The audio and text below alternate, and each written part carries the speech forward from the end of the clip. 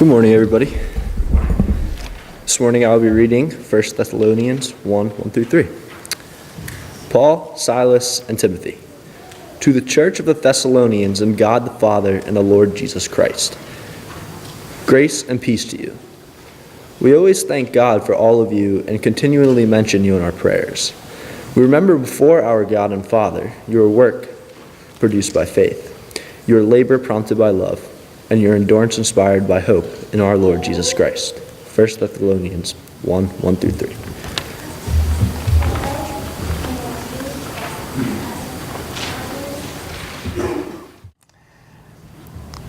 I want to start this morning with Paul and Barnabas.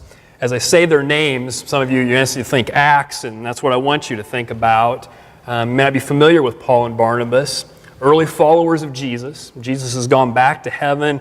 Paul's taking on this task of sharing Jesus with so much of the known world then. For a while, he's paired up with Barnabas.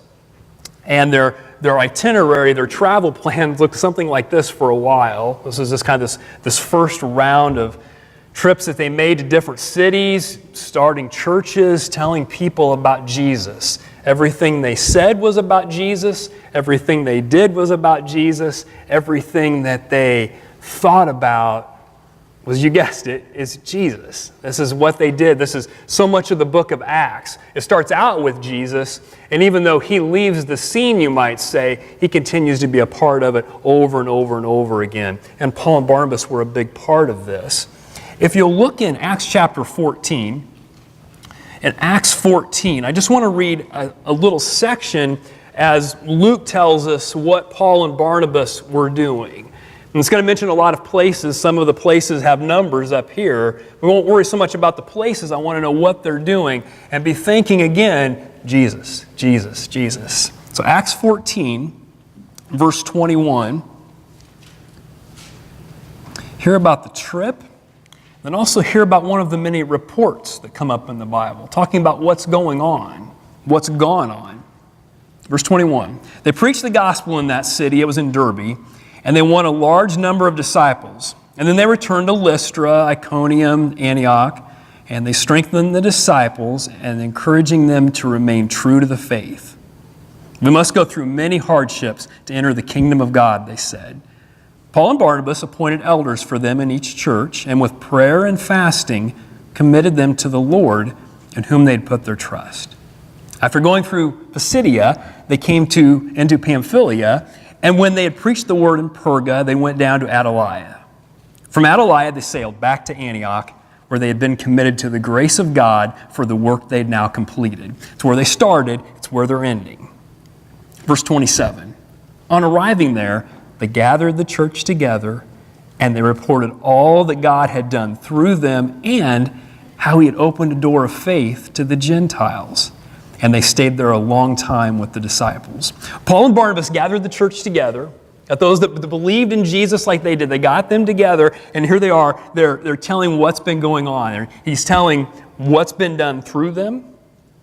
And then here we read, they tell about God opening doors. This God who works. It looks like Jesus is gone, because we'd read that earlier in Acts, but he hasn't gone anywhere. He's not right there with them per se, but yet he's still there, this God who works, this God who is still alive. We might say we're even further removed. Is this God still alive? Oh yeah, God's still alive. God's still doing things in our lives, in our church family. He's still doing things through people. God's still opening doors. It's the kind of God we serve. He's always done that. God was doing things in and through and with people, in places, around places, in the church, with the church, through the church. And he's doing the same thing here in Southeast PA today. So as in Acts, what we're doing this morning is we're gathering together. The church is gathered together. And there are some things to report on. There's some things to learn about, to hear about. Let me share some of the things that are going on here at KOP. First of all is Friends Speak. It kind of exists quietly. Some weeks you might just see a sign that Friends Speak is even going on. Friends Speak's a program that helps people whose first language is not English, helps them learn English, but it uses the Bible as a text. It's not teaching them Jesus, but they're learning about Jesus. It's teaching them English. But with the Bible as a text, especially learning about Jesus' birth story and learning what maybe the word pregnancy means as they talk about Mary and Joseph, especially now, folks are learning how to speak, but they're also learning about Jesus. And we always tell people we don't want it to be the bait and switch thing. It is an English class. That's what they're learning, but they also know up front that the Bible is the text that they'll be doing. We have, just these last 2 weeks, 4 people signed up. We've gone for several weeks and hadn't heard anything. We've had one reader on Sunday morning, and then we just had silence. And then we've had 4 people, and those have come through word of mouth. One heard and passed it on, who passed it on, who passed it on. So we've got 4 readers now on Wednesday night. And just out of the blue, we had that. Learning English, but then also learning about Jesus. Jesus. There's also Grief Share, another one that exists quietly. Today is the last of 13 sessions. We started 13 weeks ago on Sunday afternoons, and we've had 4 regular participants through this time. Again, learning about Jesus, navigating grief, the loss of from spouse to friends to sisters to brothers, but navigating that grief and learning how to do that with the help of, yes again, Jesus. Jesus. So that ends today. All of these people making profound progress on their grief journey. I wish I could share the stories. I can't share their stories. They've passed them along, and like other groups like that, what we talk about stays in there. Just know very profound things are happening on Sunday afternoons. Lives are changing. People that may not have been thinking much about Jesus are now thinking so much more about Jesus, and also figuring out how to navigate through their grief. So Friends Speak, Grief Share, 2 examples of things that we're doing that are giving hope to people. Hope through language, and hope through navigation through grief, which is a difficult process, whether it just happened a week ago or 2 decades ago. A couple more things. Small groups. Exceptional turnout this last time. It was so funny to watch it unfold. It ended up where everybody was here at the building. Not the way it was intended, and it's not a bad thing that it ended up here. It actually worked out really good. People stayed around, talked, and then went to their different groups. And in all these groups, Jesus was shared, no matter what the topic. Jesus was a part of what was going on. Again, the Lord's still alive. Started a new demographically based group, the Young Professionals group. How many are in that group that are here this morning? That Young Professionals group meets back in the conference room. Yeah. And that group's rolling, doing their thing, and I was thankful for David and Sarah for taking the reins on that and moving that forward. Good stuff. So as with last year, we'll take December off. We're just going to follow the rhythms of what's often our schedule. So we pause in December. There's a lot going on. We'll start again in January. We'll meet the 2nd and 4th Sundays, and we'll go January through April. So it's 8 different meetings. This will all be showing up in the bulletin. There'll be some sign-up sheets for some new groups and the location, and be talking more to the leaders. Some have already been talked to today. So that's small groups. Next, Sunday morning adult class. New. First of all, new teacher. Daniel's not done yet. You've got another week left. He's going to do 2 weeks into December, and thank you for helping us navigate Psalms, and then the imprecatory Psalms at that this morning, but one more next week. And then Mark Pagan, Gospel Project for how many years is that? 3 years on the Gospel Project. Finish that material up. We're going to be starting with some from Standard Publishing, and that just helps us to have so we're not just hopping around from time to time. Now on the summer, we might have, David was in here on the summer, we might continue to do things like that, but we'll be doing some Standard Publishing curriculum, and that's what we'll be starting then for 1 week in December, and then resuming in January, because we're going to have a breakfast brunch. Breakfast brunch doesn't make any sense. A Sunday, I was trying to debate which word to use. I've seen it both ways in the past. Sunday breakfast on the Sunday before Christmas, but Mark will teach the week before that. So new curriculum, new teacher, and then a new location. Sunday morning adult class will be going back out to the fellowship hall. So we're going to meet in here next week, but then we'll go back out to the fellowship hall. We came in here prepping for Friends Speak, not knowing what that might do. We had some readers early on. Some of them have moved. But Sunday morning, it was kind of defaulted now to Wednesday night. So if that changes, we'll adjust for that then. But right now, if we have readers, Friends Speak readers coming, we'll use the offices, the conference room, until we outgrow that. It'd be a great problem to have. But for right now, Sunday morning adult class back in the fellowship room. Not next week. Don't go out there next week. We'll usher you back in here. But in 2 weeks, we'll be back in there. One more. Wednesday night adult class. It's just new. Same location. Don't go anywhere else. In fact, just a reminder, with Friends Speak readers, simple supper, we just start winding that down about 6:45, start bringing our folks in here. People go to their class. That frees up then for the Friends Speak work to begin in there. So same location, new facilitator. Greg Hendricks will start in January. And he's going to be taking us to Philippi. We'll continue with a video series. It's really been working well on Wednesday night. So he's going to be taking us to Philippi, and we'll be taking some principles of what's seen, what's heard there. So we think about this clash of kingdoms, this world that we live in versus this king that we follow, this one named, again, Jesus. Jesus. So that's going to be going on in our adult classes. So God is still doing things through people. So I can report just in brief of what He's doing. God's still opening doors. There's things that are yet to be determined on these things and more. Here again in verse 27. On arriving there, they gathered the church together and they reported all that God had done through them and how He had opened the door of faith to the Gentiles. There are some good things going on here at KOP, and many more than this. And there's even more to report on. There may even be another door that's open for us. And let the elders share more about that.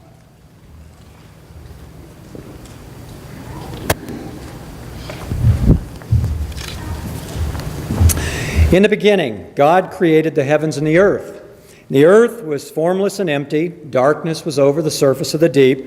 The Spirit of God was hovering over the waters. And God said, "Let there be light." And there was light. The light shines in the darkness, and the darkness has not overcome it.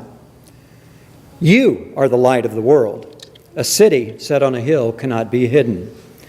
But you're a chosen race, a royal priesthood, a holy nation, a people for His own possession, that you may proclaim the excellencies of Him who called you out of darkness into His marvelous light. Walk as children of light.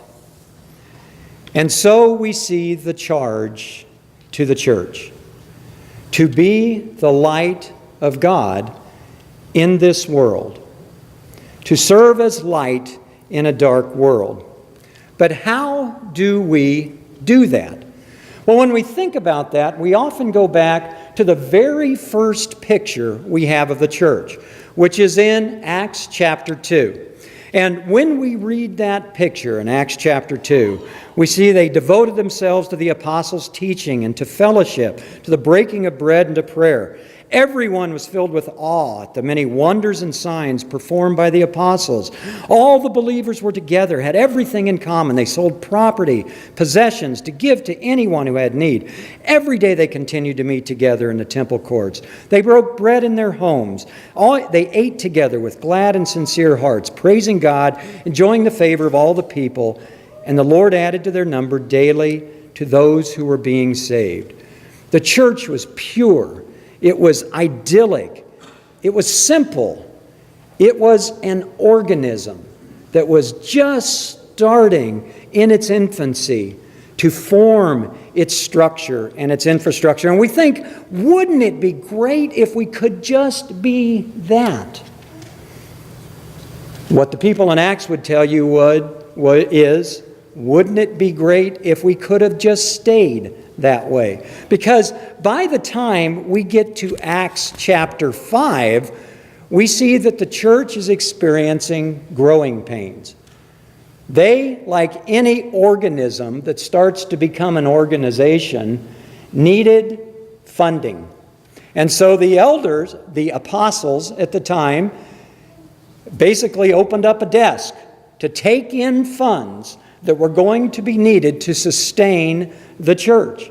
And what we see in Acts chapter 5 is they start to have problems with people who aren't being honest about how they're bringing those funds to the table, Ananias and Sapphira. And so not only do we have an issue with funding, but we now have an issue with accountability that has to be dealt with in the church. And there are standards that are set for how you will interact if you're going to be part of the church. But by the time we get to the very next chapter, in Acts chapter 6, we see even a bigger problem. Because now there's money, but people don't feel like it's being spent the right way. Well, you're taking care of these widows, but you're not taking care of our widows. So we're not seeing this money being allocated the way it is. And the apostles at that point step back and say, wait, this is bigger than we can handle by ourselves. We need to appoint some people who are going to administer these resources, who are going to allocate these resources. And so they now put in place deacons. But it's only a few chapters after that that we've got a bigger problem. Because as the church is starting to spread, now we're starting to have these questions of, well, who really can get in and who can't get in? And what are the terms that you can be in for and what are the terms you shouldn't be in for? So they bring all the people in to this church council in Acts chapter 15, and they have to start developing policies and procedures, the things that organizations have to deal with. We now call it doctrine in a church setting, but it's what are the rules that we're going to play by here in this organization. And then they continue to grow and to develop. And by the time we get to 1 Corinthians, Paul is talking about all kinds of different positions that exist. There's apostles, there's prophets, there's teachers, there's miracle workers, there's those who can do healing, there's administrators, there's people who speak in tongues. There's like 10 different positions that are now inside the church.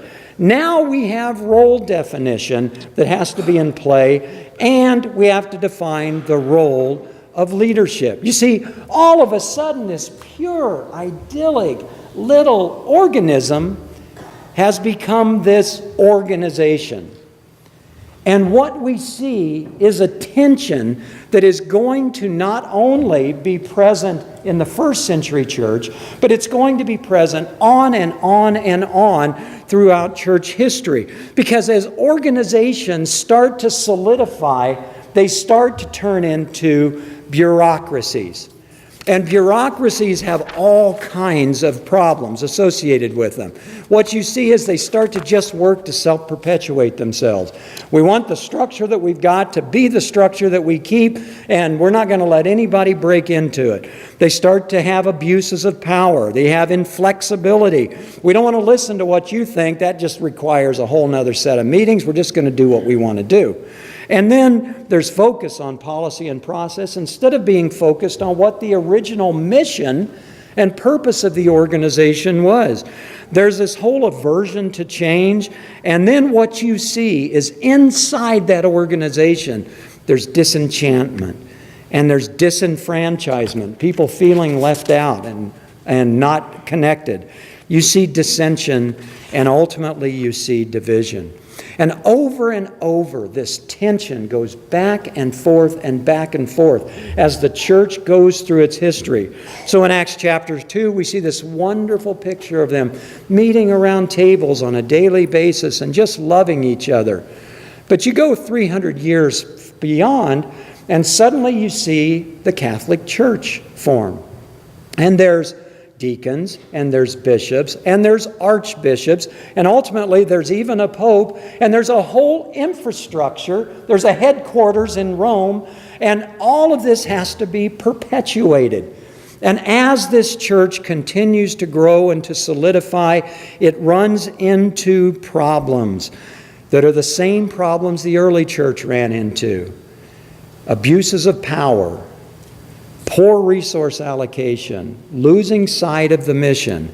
And so by the time we get to the 15th century, it's a group of people say, this has to stop. We can't have this. That's not what the church is supposed to be. So the answer is, let's try to reform it. But they realize they can't reform it. It is so institutionalized, they decide they're going to break off from it. And we see the Lutherans, and we see the Methodists, and we see different groups come out of that Reformation in an attempt to bring the church back to its mission and its purpose and its purity. But what happens? Within 3 to 4 centuries, we look at it and we say, look at this organizational structure. It's become institutionalized. It's become power hungry. It's lost sight of its mission. And so the restoration movement comes. And that's what the churches of Christ came out of, was this restoration movement, attempt to bring the church back to where it was. But what happened after that? People see the flaws in the restoration churches as well. Because as you try to become an organism and you try to avoid being an organization, it's impossible. Because organisms will grow into organizations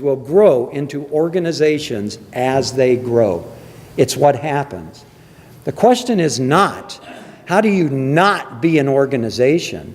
It is, how do you unleash the organism inside the organization and keep it pure to its purpose?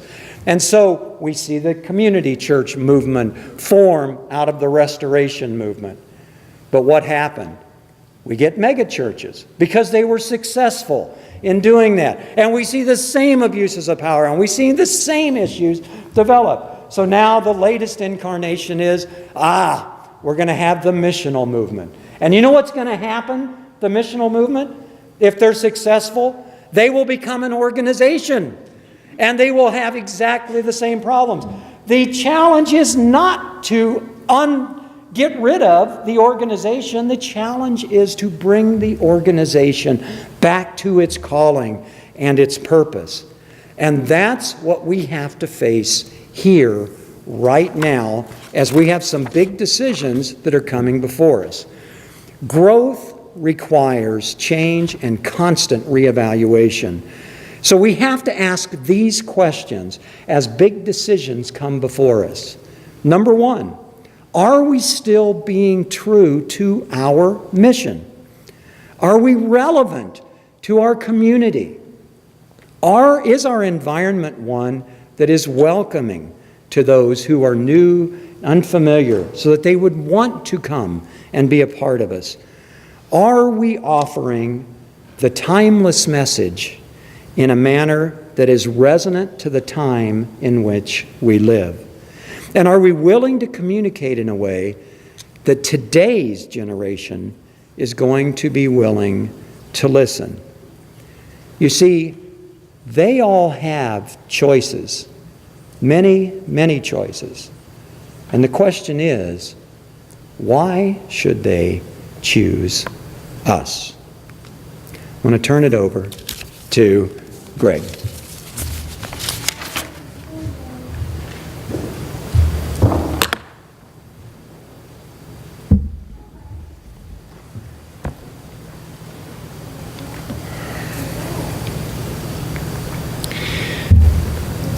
As we seek to unleash this organism that Mark spoke of, we must determine how best to accomplish the growth we've been called to by the Great Commission, by sharing the good news in this growing community around us and abroad.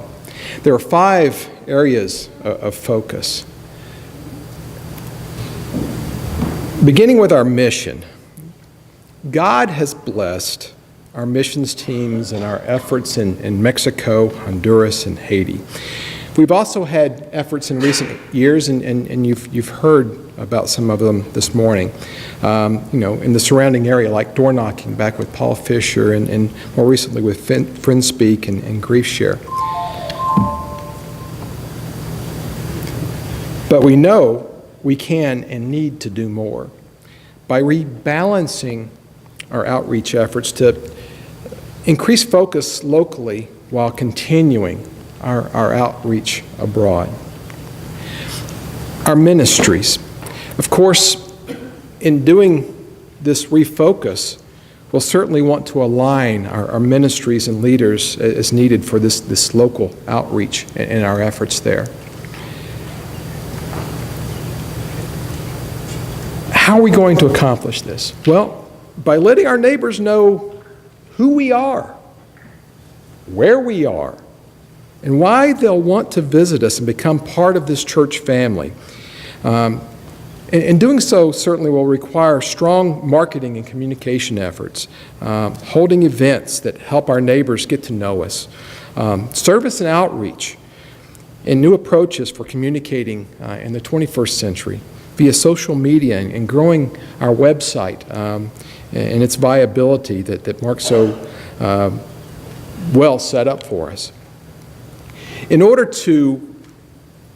for us to be successful, it's going to take a lot of prayer, dedication, work, and motivation. Motivating one another to help sustain our zeal for our missional focus, not only with our dollars, but also in our commitment to reach out to our community. This isn't a one-time effort. This isn't something that this morning we're committing to, hey, next Sunday we're going to have a drive and try to get folks here. Folks, this is going to be a way of life. This is something that we have to have sustained effort and capability. And it's going to take that prayer and energy from God and serving Him to sustain us. That motivation will come. And finally, we'll need to maintain the environment that's warm and inviting for our newcomers and the family here that worships here and serves from this place, reflecting to all our desire to be good stewards of the meeting place that we've been blessed with, that serves the needs of our community. If you're blessed with the opportunity to be here during the week, you'll see just how this building is used through homeschool groups that meet here, through those that are working on improving their lives by meeting together to gain strength, whether it be substance abuse or managing how their diet helps fuel them every day. This building is being used every single day of the week, and reaching out to our community is one way to do that. And having a facility here to be able to do that is very important, that is well maintained.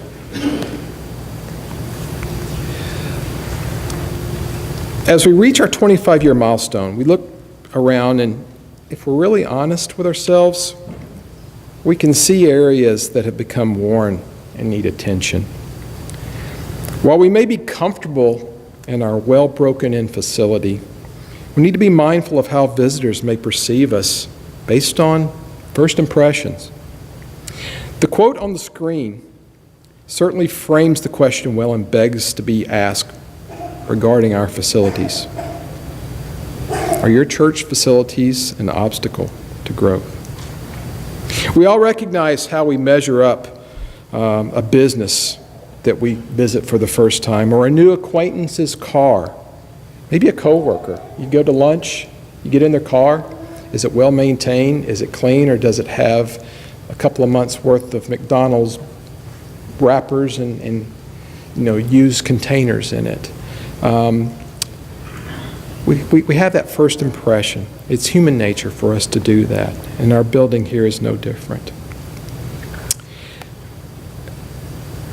How many of you, show of hands, were here that attended the old building prior to this building here on this site? Raise your hands.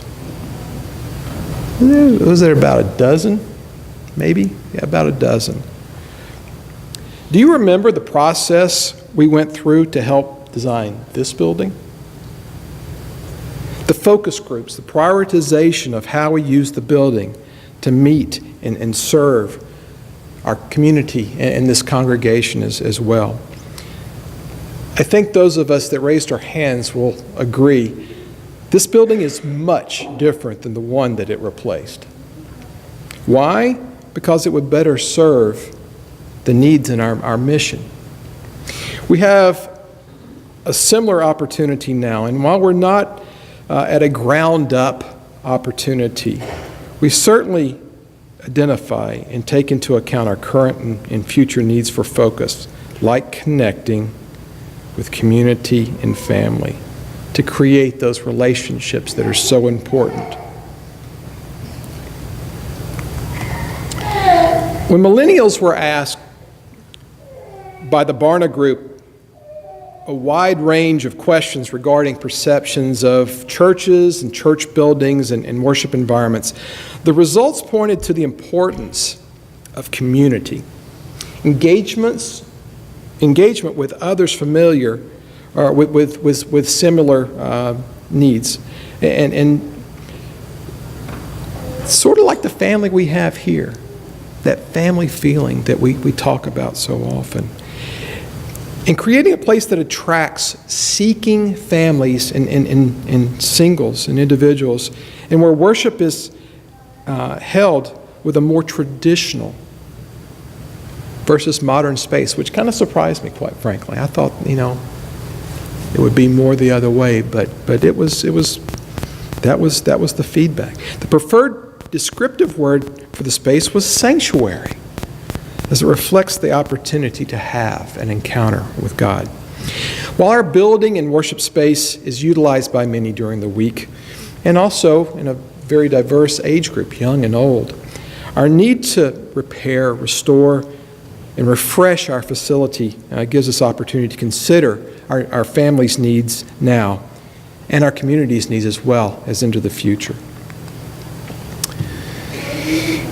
We've captured a few images on the screen here that reflect some of these things we may have become comfortable with. Our carpet. The carpet in here is the original equipment, as are the pews. And the padding where I sit most Sundays isn't as padded as it used to be. I'd guess the same is the case where you're sitting as well. The patch on the back wall where we had a pipe burst back a few years back. Matching paint is really, really hard after a building becomes 25 years, right? So we have that, and of course the seam pops and so forth. Our bathrooms, especially those upstairs. When I walk across that floor, it kind of a little spongy. And the fixtures are certainly in need of replacement. Our roof, well, that clock, 25 years. Well, as we all know, if you've ever replaced a roof on your home, you don't wait until the ceiling crashes through, and like some of the Mayhem commercials that you see from Allstate, right? You don't want to wait till that point. You want to replace the roof beforehand. That's where we are. When you look at all of these things, the baptistry behind us, 25 years, that fiberglass is... We were thinking maybe that waterfall feature isn't what we want to put in, right? It's not good timing on that right now. All these things are going to need attention. And it all adds up to about $400,000. It's a lot of money, a lot of money. Adding up 25 years of use amounts to some substantial need. So what's our opportunity? The good news is our opportunity for growth by outreach has never been greater. KOP is exploding just over the hill, near the mall, just minutes from our building. Seekers will seek. And we're called to also seek them and be prepared to receive them when they come. That requires us to do our part and to have a welcoming and well-maintained facility to provide a good first impression of the family and facility. Paul will now walk us through the commitment needed for us to serve our community.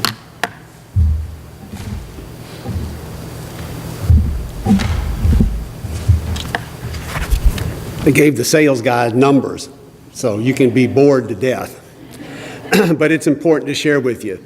This morning, I'm going to spend some time talking to you and sharing with you some of the financial information, showing and talking to you about our line of credit that we have established, some of the building renovations that we're looking at, the path of growth in there for King of Prussia, and what's the next steps in the process.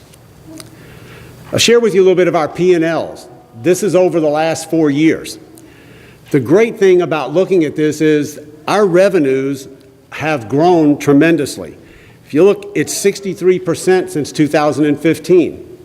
That's fantastic when you figure our growth as a congregation in membership has not grown at that rate. So our total revenue is up 46%. Outstanding.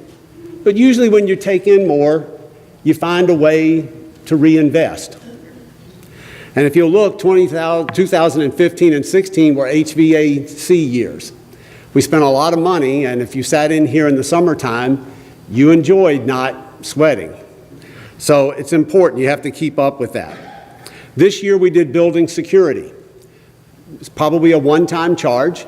We're not going to have to do that again, but it's there. And this is a period of time when we got back into having our first of full-time ministers again. So taking a look at where we've been going. We talked to you in January about we're looking to do some physical changes within the building. And Dan Culp did a fantastic job. Dan has a full-time job, and if you're trying to find bankers and financial people, it's hard trying to juggle all of that and your job. So he did a fantastic job. And we did land up talking to a financial company, CDF, that we'll talk about a little bit more in a few minutes. We talked to our local bank that we've done business with for years. They hung up the phone. They didn't want to do business with us. For banks, churches are a risk, high risk. So they're not really willing to invest with you. They'll take your money every Monday, but they're not really wanting to do business with you. We've received a line of credit for about $500,000 from CDF. Well, what does that mean? Well, it means that it's a 10-year loan cycle. The first 5 years, it's tied into a 5.6% interest rate. In year 6, that will change. And I'll talk a little bit about that in just a second. That's on a 10-year Treasury note. Now, Treasury notes are fairly slow moving. They move with economies and inflation and all of that. So when you see that 5.60 and you see that additional 2.75, don't worry, it's already rolled into that 5.60. So that number is there for 5 years. So when you look at the next line and we talk about it's going to be about $3,500 to $3,700 a month, the reason for the fluctuation is come year 6, we don't know where the interest rates or where that's going to be. We feel like if it goes up, it'll move a little bit. If not, it'll stay fairly close to the same. One of the other things that we have to do is we have to give CDF a $40,000 debt reserve. They use that. It's an interest-bearing loan, so we're not losing money while they're holding it. But they're going to use that in case something comes up. We had an emergency and we were a little bit short. Funds will come out of that to secure that. We received the note from CDF on November the 6th, or 5th, excuse me, that this is what they agreed to. The other thing with them is you've got 60 days. So if you hadn't figured it out, we're on the clock. And so the other thing that they have done, which is good for us, is that they've asked us to provide them a growth program. How are we going to do this? How are you going to grow and utilize our investment? So that's great. So we talk about $3,500 a month. Well, we feel like there's some things that we're doing internally to help lessen that load in some areas. One of them is going to be from the administrative part within our organization. That had been a full-time job. That's going to move to part-time. And with that, it's a savings of about $13,000 a year, or $250 a week. So if we take the number at $738 a week is what we'd have to do to reach our goal, and subtract $250, we come up with $488. It's under $500 that we would need additional contribution. Times 52 weeks a year comes to $25,000, or an additional $2,115 a month. Now, when you think about it in these terms, I'm not a big Starbucks person, but I think you can get some grande latte whip, no foam. It's probably $10. So if we can do without one of those, we can make it. Now, I want to share with you a little bit about what the building renovation is and what it isn't. Greg just went over, we have a 25-year-old building. Some of the common areas are well worn, need some renovation and refreshing, and to help with that appearance. So that's a lot of what we're looking at. A roof is not something that someone's going to walk in here and see, but it's a necessity. It needs to be done. And what it's not, we're not doing any modifications to our office suite or the classrooms upstairs. This is strictly, except for the restrooms upstairs, that's the only thing that's being impacted up there.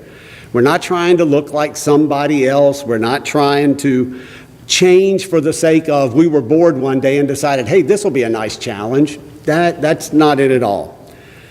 The other thing is, this isn't a quick fix. This is something in this project will take weeks and possibly months, and could be a little discomfort when we start to move into the auditorium, because that means we have to relocate. But I saw those hands go up of the people who had been here a few years ago after our building burned. Every Sunday and a hot gym, we set up folding chairs. And Jonathan Bauer helped clean them up. I'm telling you that, he helped pick them up. Did it every Sunday, over 2 years, wasn't it, John? So it's a mere inconvenience. We'll still carry on with that.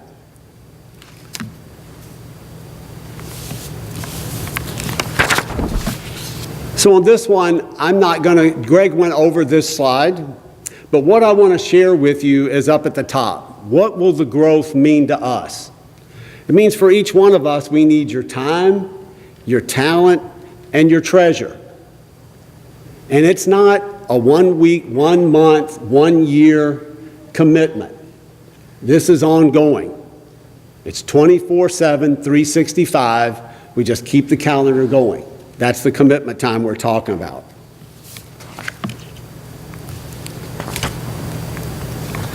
And now I'll turn it over to Mark Pagankoff to finish up with that. Do I have another one? Oh, did I double click? Oh, sorry. These are kind of the next steps that we're going to be doing. It actually will start today, because it's all right, you can get the second in instead of the third.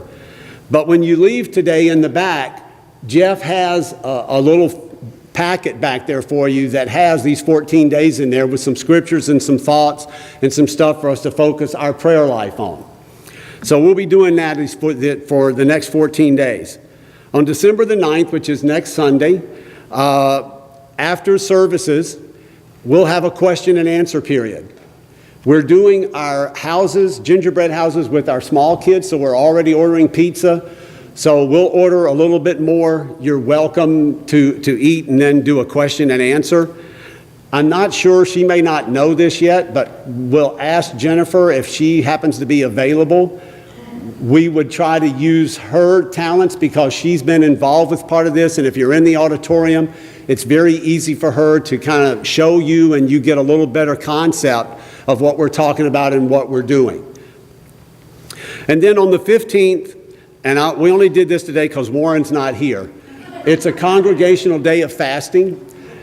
And I'm not going to tell you how much or what you have to fast. If you decide that if I give up 1 meal, that's good for me, great. If you want to give up 2 meals, if you just want to do bread and water for the day, I don't really care. The idea is to focus on something besides eating, and in this case, our next step is a congregation. Then on the 16th, when you come on that Sunday, we're going to have purpose cards to be distributed to everyone. I told you earlier, we're on the clock. And I know this is a busy month to begin with, but by the 30th of December, we need to have your comments, what you're going to be able to do, what we're going to do as a congregation to know whether or not we're going to move forward or not. And then on December the 30th, at that same time, we have to get our growth plan completed. There may be a couple of people in here that we asked to help us with drafting that and what those are going to look like. And then on January the 5th, we need to sign those papers and get them back to CDF. So now I'll turn it over to Mark, and he'll give us our call to action.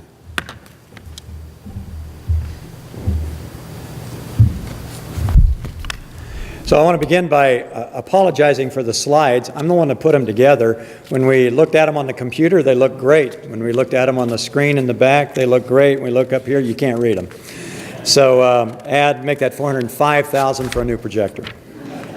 So we've thrown a lot at you today, and we know that because we did this to our leadership team about 2 weeks ago, and they kind of walked out of the room going, I don't know what we just saw. All right? And I get there's a whole lot of information here, and we're adding a lot of concepts together all at once. We're talking about spending money on the building, and we're talking about growing and going outside, and how do those two things go together? You know, it's confusing. So number one, that's why we want to have a couple of weeks of prayer and contemplation about this. It's why we want next week to have some time for you to ask questions and sort it out after you've had a little bit of time to think about it. So if you want to do that, please see one of us, so we'll order enough pizza for everyone. Just let us know, and we'll be more than happy to stay and answer as many questions as necessary. You know, when we were thinking about all of this, we've talked a lot about, we believe we're at sort of a critical junction in the history of this church. There's a concept in mathematics called the inflection point. The inflection point in mathematics is basically where a curve changes from being concave to being convex. And there's something in the middle that changes the flow of that curve. Well, in business, we talk about strategic inflection points. And it's when there's a moment in time, there's an event, when an organization has to make a choice. Has to make a choice in investment or acquisition or restructuring or whatever that is going to change the face, the look, the nature of that organization's progression going forward. It's a turning point. We believe we are at a turning point right now in this church. 3 years ago, when we stood up here and we talked about the roof, we were talking about maintenance. But in the last 3 years, this community has become the biggest, fastest growing community in southeastern Pennsylvania. All you got to do is go down to Wegmans and think about what was there 5 years ago and what is there today, and it blows you away.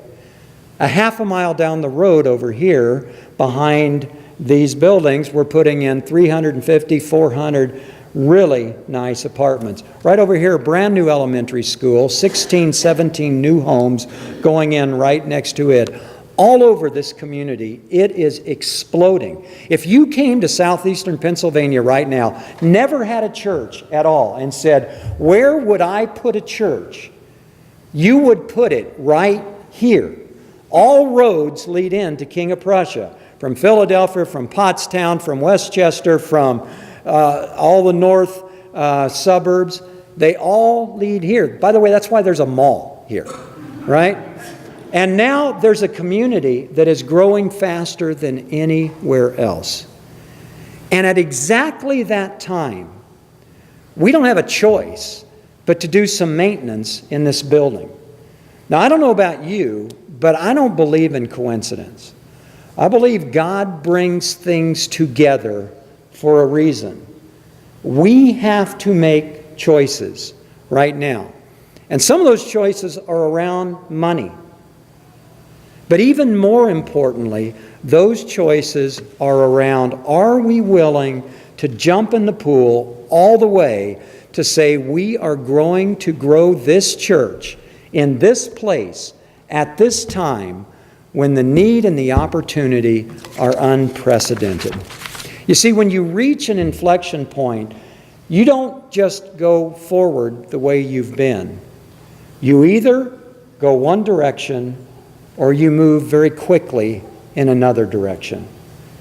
See, the fact of the matter is, if we make a choice, I'm really not all that in for growth, it will reflect itself very quickly in the fact that we will not only not grow, we will shrink. And then we'll be making very difficult other decisions that we don't want to face. You either make a decision to jump in, or you're making a decision that maybe in 3 years, maybe in 5 years, maybe in 7 years, we'll sell off the building, we'll try to find something smaller because we just don't have the group that we need to sustain what's here. We are at an inflection point. There's some research out that says there are 3 things that cause people to be engaged in organizations. The first one is, do they have a cause? Do they have a cause that I feel like is meaningful, that I can be a part of, that I think makes a difference in the world? Secondly, is there a sense of community in that organization, that those people together have a familial relationship with each other, that there's something strong and bonding with them that causes them to want to work together for that cause? And third, in company organizations, that third C is career. In nonprofit, church-related organizations, that third C is calling. Is this a place where I can use my gifts, my talents, in a way that will contribute to that cause, that will be meaningful, that will be fulfilling, that will cause me to have the opportunity to make a difference in the world? And when we go back to where we started, to be a light in the world, we need to have a true sense of the cause that we have been put here for. The cause to spread the light of Jesus into our community and throughout the world. To do that with a sense of community that says we have a special bond, a bond that cannot be broken because that bond is bound in Jesus Christ. A bond that causes us to want to work for that cause. And it's a place where we can apply our talents in a way that we can glorify God individually as we do so collectively. We are at that inflection point, and it's not unlike where Esther was at when she had to go before the king to plead for her people's safety. There were forces at play that were going to cause the Jews to be exterminated. And she was put in a particular place at a particular time where she could have influence on the king in a very unique way. And when she was faced with that decision and that choice, she froze. Yeah, but bad things can happen if I jump in and do that. And her uncle, Mordecai, called her to face reality. And the reality was, bad things are going to happen if you don't jump in and do this. And in fact, what he says to her is this. He sent back this answer: "Do not think that because you're in the king's house, you alone of the Jews will escape. For if you remain silent at this time, relief and deliverance for the Jews will arise from another place. But you and your father's family will perish. And who knows but that you have come to your royal position for such a time as this." The message is the same to us today. God's will be done in King of Prussia. The question is not, will God accomplish what he wants to accomplish in King of Prussia? The question is, will he accomplish it through us? Will we step up and step out and be the people he has called us to be? We have all come here at different times for different reasons from different places. But we are all here today in this moment. And perhaps, just perhaps, we have all been brought here for such a time as this. Over the next several days, we want you to pray about this. We want you to think about it. We want you to come next week prepared to ask your questions, and we will do everything we can to answer them openly and transparently. We have to make a decision if we're doing this. And by the way, if the elders are for it and everybody else is against it, we can't do it. I don't know about you, but I can't come up with $3,000 a month myself. And so it is a corporate commitment with this congregation. We're going to ask for purpose cards come December 16th. We're going to give you a couple weeks to fill them out. By December 30th, we need to know, is the congregation in or is the congregation out for this?